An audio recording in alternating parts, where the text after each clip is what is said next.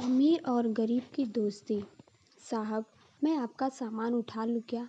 आहिल अभी बस से उतरा ही था कि किसी की आवाज़ सुनकर चौंक गया। पीछे मुड़कर देखा तो एक उसकी ही उम्र का लड़का फटे पुराने कपड़े पहने उसके सामान की तरफ देख रहा था। आहिल ने उसे टालते हुए कहा, नहीं, मैं सामान खुद उठा लूँगा।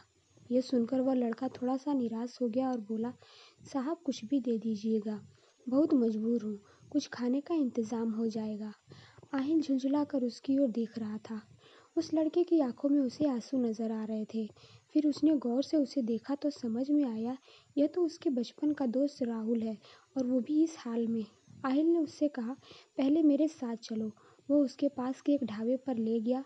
क्या खाओगे? आहिल के पूछने पर लड़के ने कहा, नहीं साहब, अगर आप सामान उठवाओगे तो ही मैं कुछ खा लूँगा। आहिल हंसते हुए बोला, हाँ मैं जानता हूँ तुम बहुत खुददार हो, किसी की मदद नहीं लोगे। सामान बाद में उठा लेना, पहले कुछ खा लो। बैठो, मैं अभी आया। लड़का डरते डरते सामने पड़ी मेज की कुर्सी पर बैठ गया। आहिल कुछ देर में आकर उसके सामने वाली कुर्सी पर बैठ जाता है। आहिल उससे पूछता है, तुम इस हाल में कैसे? मेरा मतलब है कुछ अपने बारे में बताओ। राहुल ने बताया, साहब मेरे पिता इसी गांव में एक किसान थे। गांव के जमींदार से कर्ज लेकर उन्होंने फसल लगाई थी, लेकिन सारी फसल खराब हो गई। कर्ज का ब्याज बढ़ता गया। जमींदारों ने खेतों पर, बैलों पर और घर पर कब्जा कर लिया। पिताजी ये सब बर्दाश्त न कर सके और फांसी लगा ली। मैं तब छोटा था। कुछ दिन बाद माँ भी चल बसी। स्कूल जाना तो दूर, गांव में कोई काम भी न मिलने पर भूख से मरने लगा। तब से जो भी काम मिलता है वह कर लेता हूँ। दोपहर को बस के आने पर कोई सवारी सामान उठवा लेती है तो खाने का जुगाड़ हो जाता है। तभी खाना आ गया। खाना देखकर राहुल बोला, साहब ये तो बहुत महंगा होगा, मेरी मजदूरी तो बस 10 रुपये बनती है, ये सब मैं कैसे चुका पाऊंगा। आहिल हंसते हुए बोला, अभी मैं आया हूँ, वापस भी जाऊंगा, तब मेरी सामान उठा लेना। आहिल उसे जानबूझकर अपनी पहचान नहीं बता रहा था। उसे पता था अगर उससे ऐसा किया तो राहुल उससे मदद नहीं लेगा। राहुल बहुत भूखा था, वह जल्दी जल्दी खाना खाने लगा। इधर आहिल कुछ देर के लिए पुराने दिनों में खो गया।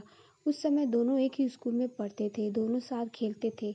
राहुल पढ़ने में बहुत तेज था, उसमें और आहिल में हमेशा फर्स्ट आने की होड़ लगी रहती थी। आहिल के पिता उसी स्कूल में अध्यापक थे। आहिल के पिता का ट्रांसफ़र हो गया तो आहिल स्कूल छोड़कर शहर चला गया। आज वह कॉलेज में पढ़ता है। छुट्टियों में गांव के पुराने दोस्तों से मिलने चला आया। वैसे उसके चाचा भी इसी गांव में रहते हैं। आहिल को यह उम्मीद बिल्कुल नहीं थी कि उसका दोस्त उसे इस हाल में मिलेगा। आहिल अपने ही ख्यालों में खोया हुआ था। तभी राहुल ने उसे कहा, साहब मेरा खाना हो गया, चलिए आपका सामान उठा लेता हूँ। आहिल ने जवाब दिया, अभी चलते हैं, बैठो और कुछ अपने बारे में बताओ। अब कहाँ रहते हो और आगे क्या करोगे? राहुल ने जवाब दिया, साहब क्या करोगे मेरे बारे में जानकर? मेरे जैसे लोग ऐसे ही सड़क पर मजदूरी करते रहते हैं और एक दिन ऐसे ही मर जाते हैं। एक समय था हमारे पास भी सब कुछ था। वो जो सामने आप स्कूल देख रहे हैं, मैं वहाँ पढ़ता था। आहिल बोला, अब पढ़ने का मन नहीं करता? राहुल बोला, साहब माता पिता का साया सर से हट गया है, ये उनके जाने के बाद पता लगता है। मेरे पिता मुझे सरकारी अफसर बनाना चाहते थे। आहिल उसकी बातें गौर से सुन रहा था। राहुल को एक पल के लिए भी यह एहसास नहीं हुआ कि यह तो उसका बिछड़ा हुआ दोस्त है, क्योंकि आहिल के नए नक्श से लेकर उसका पहनावा सब बदल चुका था। राहुल ने पूछा, साहब आप यहाँ किसके घर आए हैं? आहिल ने अपनी पहचान छिपाते हुए कहा, नहीं, बस ऐसे ही गांव घूमने आया था। यहाँ कोई होटल मिल जाएगा रुकने के लिए? हाँ साहब, बस स्टैंड के पीछे ही एक होटल है। आपके शहर जैसा तो नहीं पर ठीक ठाक है, मैं आपको वहीं ले चलता हूँ, राहुल बोला। आहिल ने हाँ में सर हिलाते हुए। राहुल सामान लेकर आगे आगे और साहिल उसके पीछे पीछे चलने लगा। कुछ ही देर में वे होटल में पहुंच गए। आहिल ने एक कमरा लिया। राहुल उससे कहने लगा, साहब मैं चलता हूँ, जब आपको जाना होगा तब बता देना, मैं आपका सामान लेने आ जाऊँगा। आहिल बोला, अरे रुको, ये कमरा मैंने 2 लोगों के लिए लिया है, तुम मेरे साथ रहोगे? राहुल बोला, नहीं साहब, कहाँ मैं और कहाँ आप, वैसे भी मैं तो कहीं भी सो जाता हूँ। मेरा बिस्तर एक पेड़ के ऊपर रखा होता है, वही पेड़ के नीचे चबूतरे पर सो जाता हूँ, मुझे जाने दो साहब। आहिल बोला, मुझसे तुमसे बहुत सी बातें करनी है, जब तक मैं यहाँ हूँ तुम मेरे साथ रहोगे। मैं यहाँ किसी को जानता नहीं हूँ, तुम मुझे पूरा गाँव घुमाओगे। राहुल कुछ नहीं बोला। कमरे में सामान रखने के बाद आहिल राहुल को लेकर एक कपड़े की दुकान पर पहुंचा। उसे नए नए कपड़े दिलवाए, नए जूते दिलवाए, फिर उसे लेकर होटल पर आया। उसने राहुल की ज़रूरत का हर सामान खरीदा और उससे कहा, तुम नहाकर ये कपड़े पहनो, मैं अभी आता हूँ। राहुल को कुछ समझ नहीं आ रहा था। उसने नहा धोकर नए कपड़े पहने और अपने आप को शीशे में देख ही रहा था, तभी आहिल आ गया। राहुल अपने कपड़े को देखकर रो रहा था। आहिल बोला, क्या हुआ, कपड़े अच्छे नहीं हैं? राहुल बोला, नहीं साहब, माँ की याद आ गई। वो अपने हाथ से सिलकर कपड़े पहनाया करती थी। कल मैं आपको अपना घर दिखाऊंगा जो जमींदार ने हथिया लिया। आहिल उससे बैठकर बातें करने लगा। कितना कर्जा था तुम्हारा? राहुल ने कहा, साहब सब मिलाकर 50-60 हजार था, अब तो 80-90 हजार हो गया होगा। काफ़ी देर इधर उधर की बातें करने के बाद दोनों सो गए। सुबह आहिल राहुल को लेकर गांव घूमने आया। वहां राहुल ने अपना घर दिखाया जो बंद था। फिर वह उस पेड़ के नीचे ले गया जहां कल रात तक वह सोता था। राहुल बोला, साहब ये पेड़ ही मेरे माँ बाप है, मैं यहीं सोता हूँ। आहिल बोला, राहुल मैंने तुमसे झूठ बोला था, मैं गांव घूमने नहीं सिर्फ तुमसे मिलने आया था। यह सुनकर राहुल चौंक गया। आहिल ने बताया, मैं तुम्हारे बचपन का दोस्त आहिल हूँ। यह सुनकर राहुल गौर से आहिल के चेहरे को देखने लगा। उसे अब उसमें अपना दोस्त नजर आने लगा। उसकी आंखों से टप टप आंसू बह रहे थे।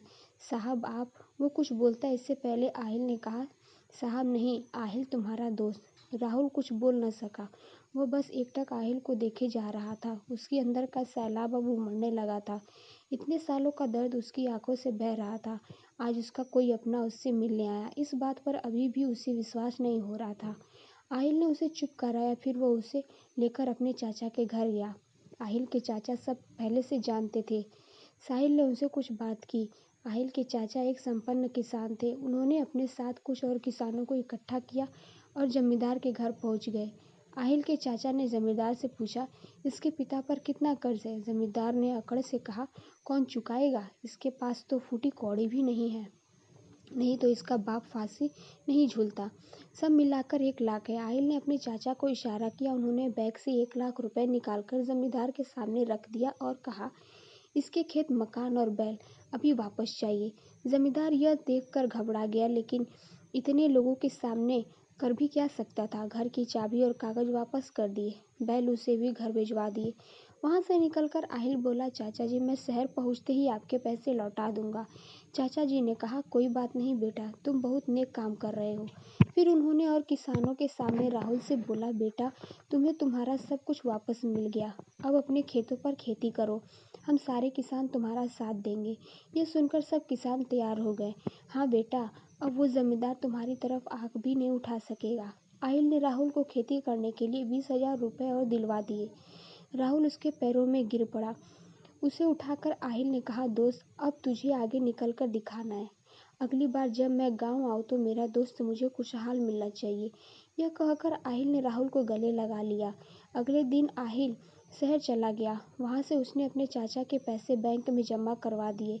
इसके 6 महीने बाद एक दिन आहिल दरवाजे की घंटी सुनकर दरवाजा खोलने गया तो देखा सामने राहुल खड़ा था। 6 महीने में बिल्कुल बदल गया था। आहिल ने उसे गले से लगा लिया। अंदर आकर उसने आहिल के माता पिता के पैर छुए। आहिल ने बोला, अचानक यहाँ कैसे? सब ठीक है ना? उस जमींदार ने परेशान तो नहीं किया? राहुल बोला, नहीं यार, सब ठीक है। तेरे चाचा और दूसरे किसान ने मेरी बहुत मदद की। अब तो सब ठीक है। मेरी फसल भी अच्छी, उसकी कमाई से तेरा कर्जा चुकाने आया हूँ। ये 20,000 है, बाकी धीरे धीरे चुका दूंगा। आहिल बोला, तू मेरा भाई है, मैंने कोई कर्ज नहीं दिया था तुझे। तूने कैसे सोच लिया ये मैं नहीं ले सकता? लेकिन राहुल जिद करने लगा। तब आहिल के पिता ने कहा, बेटा रख लो, ये इसकी खुददारी है। जो शिक्षा मैंने दी थी ये उसकी पालन का कर रहा है।